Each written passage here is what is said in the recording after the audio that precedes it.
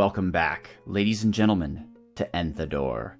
I'm Marcus Aurelius, and this is Dwarf Fortress version 0.43, and we are the Fortress of Lostknowledge. And about 6 months have gone by since the fortress was first delved. The fortress was started on Obsidian the 7th, which is late winter in the Dwarven calendar, and corresponds approximately with the month of February that we celebrate, at least those of us in the northern hemisphere of Earth. However, it is now Malachite the 25th, Malachite being the 5th month, or midsummer.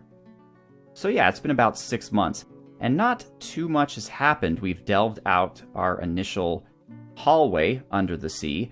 Red Fairface has got some experience. He's been fighting with cuttlefish men and giant rats, but unfortunately, we have yet to find any undead monstrosities. Let's actually take a look here. Red Fairface. And let's view him. So yeah, he's killed 1 crab, 1 giant hamster, 2 rat women, and 2 rat men. So actually, I guess he was not able to kill any of the cuttlefish men. Perhaps they swum away. We also received a migrant wave. However, what's interesting about that is that none of our migrants are actually new dwarves.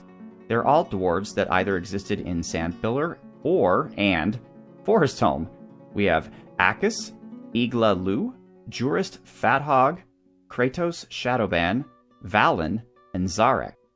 But what's really cool about that is that if I go to military here, Jurist Fathog is a legendary hammer dwarf. And what exactly do we need in this fortress again? Let me think. Oh, that's right. We need hammer dwarves. So Jurist Fathog is far, far more accomplished than his boss, Red Fairface, but still, now we have 2 military dwarves, and Jurist will be the first one in Red's squad. So there we have that. That's pretty cool, although no one else here really has any particularly good skills in terms of military. But we do have Akis as a really great miner. I'm not sure if he came with his own pick. If he did, great. He can get to work. If not, it's not going to be that useful of a skill for us. We have a little bit of stone detailing for these guys. We do have some skill in farming, which is great if we had any farms, and we'll talk about that in just a moment. And that's really it in terms of skill. But also, before we start getting into the day-to-day operations of Lostknowledge, it was mentioned in the comments of the first episode that I should show some more detailed information. Fancy animated intros notwithstanding, some of you want to see a bit more about our biome and what's around it, and you are absolutely right to ask for that. So let me put up on the screen right now information on our location and our biome. The Fortress of Lostknowledge is a little sliver of land, 1 tile exactly in size, of the Murk of Beaching, which is actually a rather giant saltwater swamp that continues quite far inland. It does have a foresty zone in the middle of it, but for most part it looks like a giant O of swamp. It's a temperate saltwater swamp. It's warm, heavily forested, with thick vegetation and untamed wilds. And all of the monsters and creatures that we've had to fight so far have spawned as a result of that. We haven't really had anything crazy yet spawn in our other biome, which is the Untoward Seas. It's a warm, terrifying ocean. Temperate ocean, I guess, with sand, little soil, and shallow metals. Going back quickly to the Murk of Beaching, we have sand, clay, very deep soil, deep metals, and flux. And that's actually kind of a problem for us. It's great that we have it, but the problem is that we just have this one little square, and that's where all that stuff is. As you saw, we found our flux-stone as we were digging our entrance. So what we're going to have to do is once we kind of build out a lot of our fortress, we're going to have to then dig up again in this one little section of our map to try to get as much flux-stone and shallow metal as we can, without, of course, compromising the safety of our entrance. Now, luckily, this is a game, and goblins are not allowed to dig, because if this were real life, certainly you'd want as much thick stone around your entrance as possible. You wouldn't want a goblin sapper or something to be able just to blow a hole and all of a sudden get entrance into your mines. But because this is the only place where we're going to have access to flux-stone and other things that we need, we are going to have to dig quite extensively in this particular area here where our entrance is. So you're going to notice when this fortress is completely set up that we're going to have a lot of mine shafts around here, because that's where all the goodies are. And it's going to look ugly, but, you know, what are you going to do? Still, though, we're probably not going to have a lot in the way of metal, so we're going to have to trade for a lot of our metal, but that's fine. I was thinking of making Lostknowledge not only a giant library, but also kind of a vault where the Oaken Flags can store their priceless artifacts and gold and bars and whatnot. So we're going to definitely work a little bit on that as well. And then as an added challenge later on, because this is a fortress devoted to knowledge, we're going to try to capture some forgotten beasts. As opposed to killing them, as we've done in the past, I'm going to try to work out a system where we can capture them and have them in their own little separate rooms, maybe with glass or some kind of walls that our dwarves can study them, as opposed to fighting them. So I think that's kind of interesting. Also, before we get started, I want to show off some really cool renderings of the location of Lostknowledge, utilizing Jappa's magnificent program, Voxel Fortress, which uses a freeware program called Voxel Viewer or Magica Voxel or something like that. The first one is during the daytime, and it's more of a to-the-ground vantage point. And it kind of shows, if you look off in the mountains in the distance, to the left, you see the home mountain range, the fair axe of the Oaken Flags. And you can know which position is Lostknowledge because it's the white square with the kind of gray outline closest to us as we're looking at the picture, closest to the viewer. The next one is taken at night, and it is more of a high-up vantage point, kind of the same area, but it allows you to see a bit more the high cliffs and the waterfalls of the Murk of Beaching as you get further to the west. And it also more clearly shows the little sliver of land that we have in our peninsula of Lostknowledge. And you can see there's another little peninsula actually just off our map to the south. Now, technically, this region here, where this lake is and this beach, should be ocean.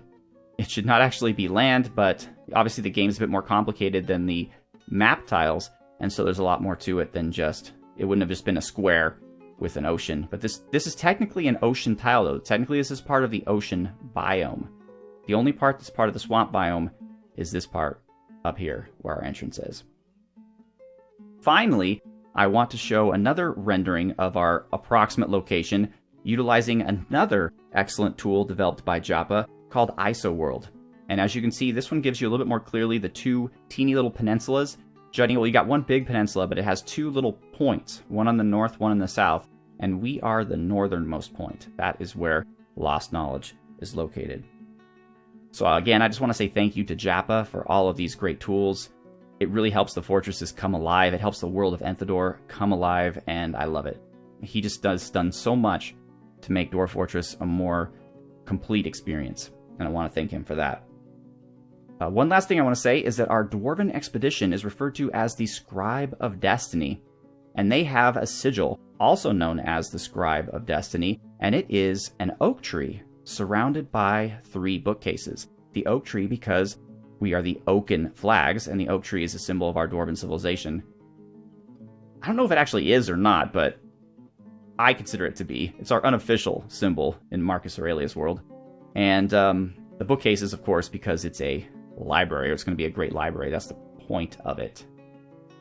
So yes, now what we need to do is, if you're new to my series, one thing I really like to do is I like to profile a dwarf each episode to kind of give you a little bit about their personality, their thoughts, and since all of the dwarves are named after my viewers, who put their name on a list, and by the way, that list is still going. So some of these dwarves that I'm naming right now have been on this list since I first started Sandpillar like 6 months ago. So if you left the series for 6 months and you're just coming back, your dwarf might be the one who's named. Who knows? I'm sure the vast majority of these people aren't really watching. But if you are watching and your dwarf has been named, I'd love it if you just chime in with a quick comment saying, great to see my dwarf being named, just so I know, just so I can see who's really still paying attention. And every episode, I will do a randomizer, which you can see here, to determine which dwarf gets their profile. Now, technically, since all of our immigrants are from previous fortresses, they don't count. They don't count for the profiles, only new dwarves count.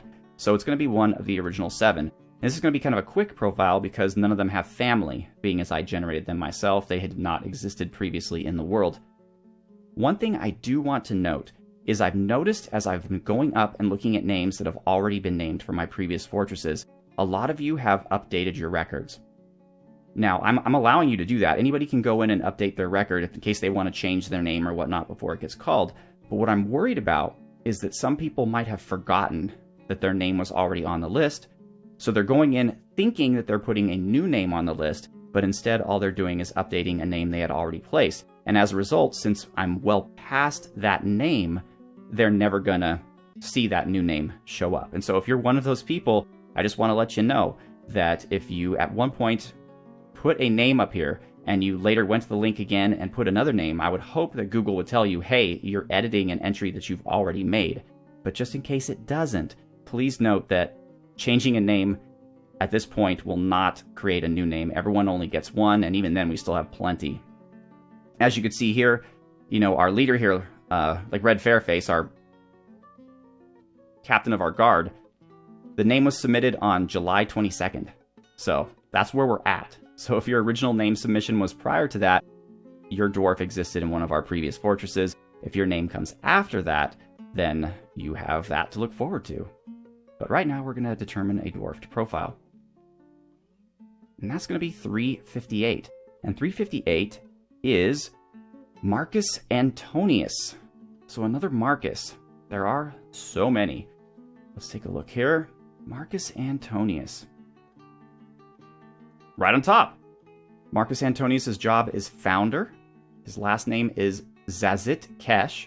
He's currently storing an item in a stockpile, which is pretty much what everyone's doing, except for Brick, who's drinking, and Kratos, who is dumping an item. And let's take a look here. No kills Marcus has. That makes sense, because nobody who is one of the original 7 has any kills but Red. And is a worshiper of Langud. We should get a shrine up as soon as we can, although unlike Forest Home, we probably aren't going to have individual temples for each dwarven god. Rather, I think I'm going to have one giant magnificent temple, and each god is going to have a statue in some portion of it. And he's friends, of course, with all of the other starting 7 dwarves. I feel so good, says Marcus Antonius. Oh, it's a she. She feels euphoric due to inebriation. She is annoyed after having a drink without using a goblet. Yeah, I'm terrible at goblets. I'm sorry. It's just, they seem so frivolous and unnecessary. Dwarves can drink with their hands for a few years, We're not ready for goblets yet. We're still trying to stay alive. Within the last season, she was bored after being unable to practice a craft. She felt satisfied after getting into an argument. She was interested near a fine table and a seat. She felt satisfied at work. She felt satisfied upon improving mining. She didn't feel anything after sleeping without a proper room. But the good news is, I don't see her being upset about being rained upon by horrible goo.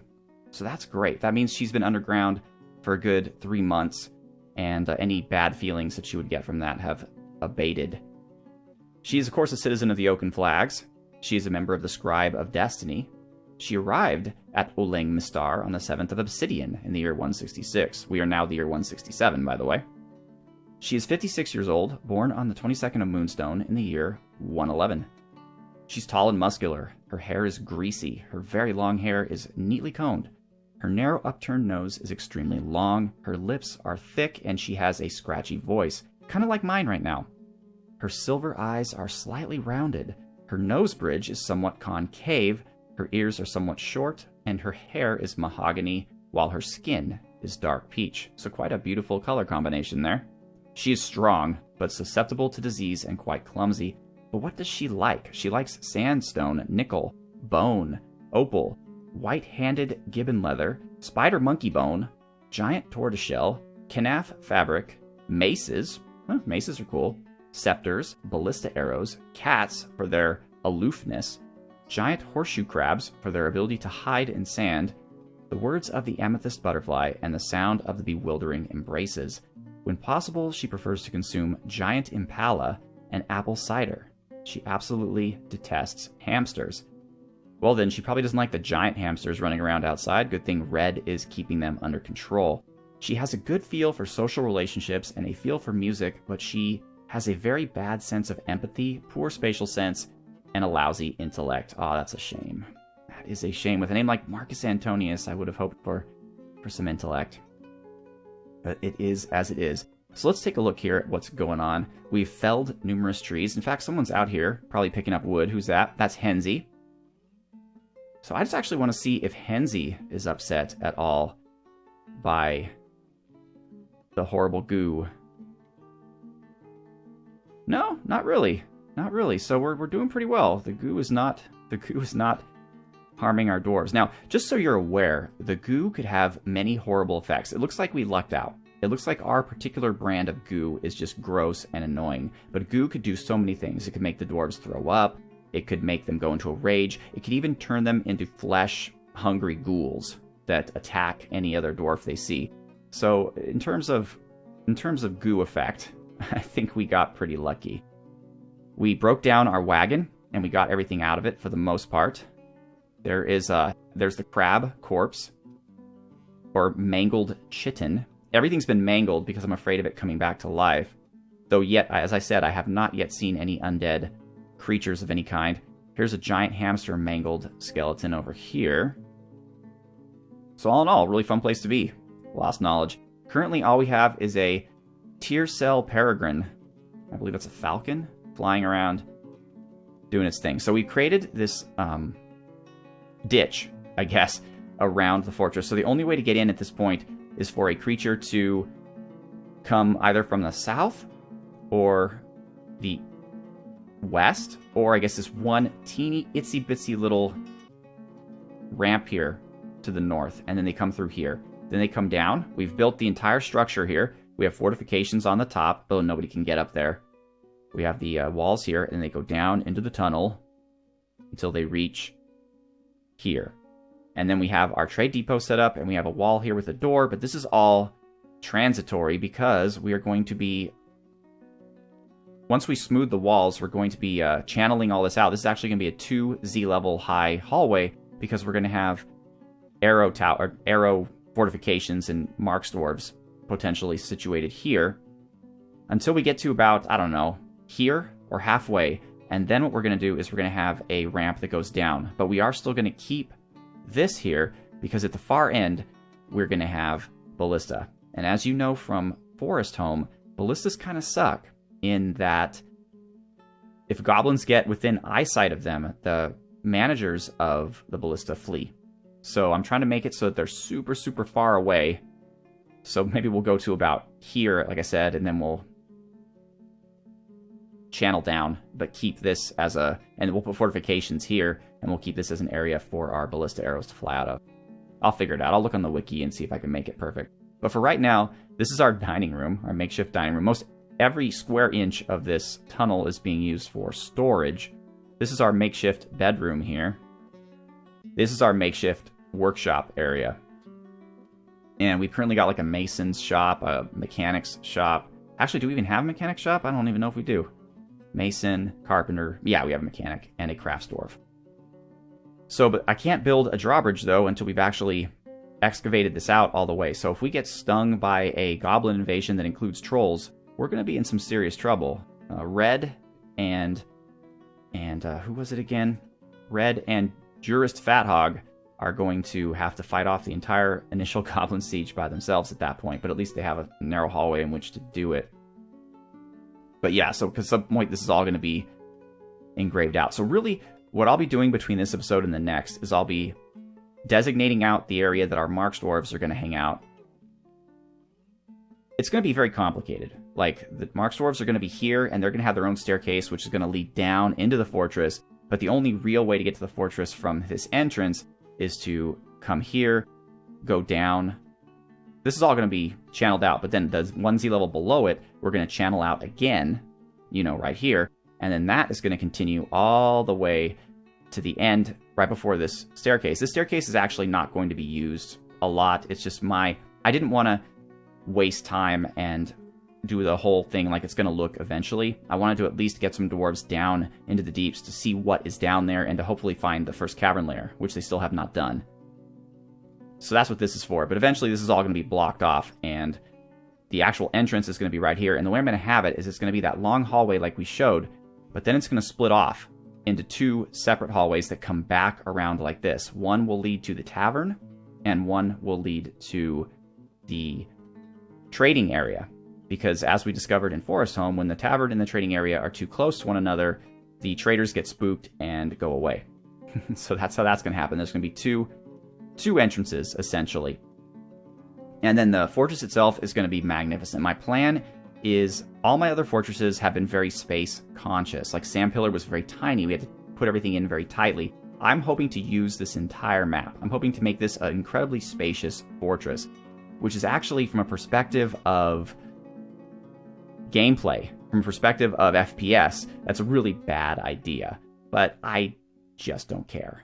I mean, if worst comes to worst, we can turn off weather, we can turn off temperature, we can do things to make it speed up a little bit if it gets crazy. But I really want this to be like just an elaborate, gigantic fortress with multiple rooms that are multiple story, with wide open rooms, a lot of spaciousness. I want you to feel like, wow, look at this amazing fortress.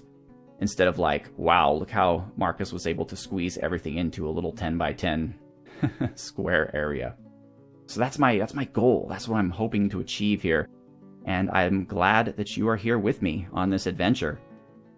And I'm sorry we didn't actually do any gameplay, but I hope you've appreciated what I have accomplished in the past 6 months. Our dwarves are still alive, still going strong, and still preserving the knowledge of the past. So once again, ladies and gentlemen, I'm Marcus Aurelius. I'd like to thank you very much for watching. Have a good one.